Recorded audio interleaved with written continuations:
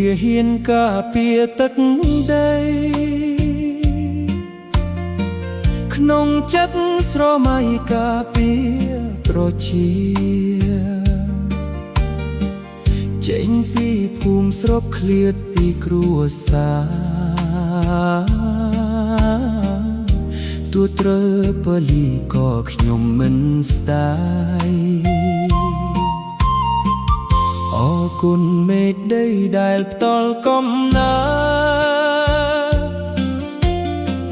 តរូបខ្ញុំមកកើតក្នុងទឹកដីខ្មែរទួត្រូវប៉ូលីឈាមដាបធរណីក៏ខ្ញុំមិនប្រាយរក្សាលុកខ្សៃពេលនេះជួបការចេស្តីប្រមាថដល់រូបខ្ញុំបាត់ថាជនក្រក្រៃគ្មានទាំងកែជួងគ្មានទាំងតម្លៃទោះចង់ហាស្ដីបបពុំបានឡើយជេខ្ញុំទៅចាស់ព្រោះខ្ញុំអ្នកក្រតែសូមអង្វរគុំមកផ្ដន់ទីខ្ទមរួមទាំងមូលវិរិយជនស្រុកខ្មែរតម្លៃកំពៀធ្លាក់តាមរូបខ្ញុំ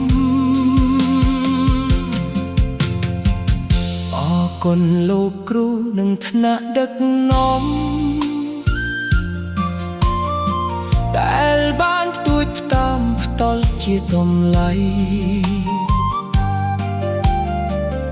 អារម្មណ៍ពេលនេះទោះបីទ្រើខ្សែក៏ខ្ញុំរីករាយ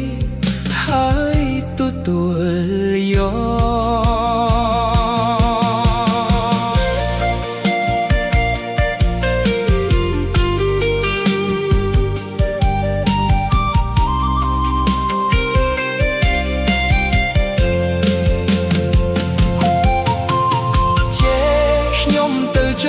ព្រោះខ្ញុំអ្នកក្រ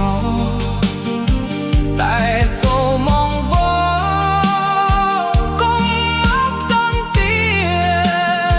ក្តោមរួមទាំងមូលវិរិយជនស្រុកខ្មែរតម្លៃកំពៀធ្លាក់តាមរូបខ្ញុំ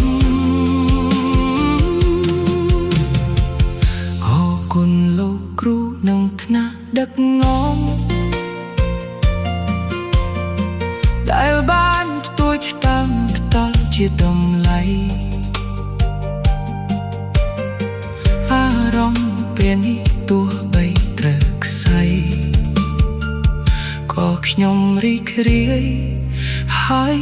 ទទួលយក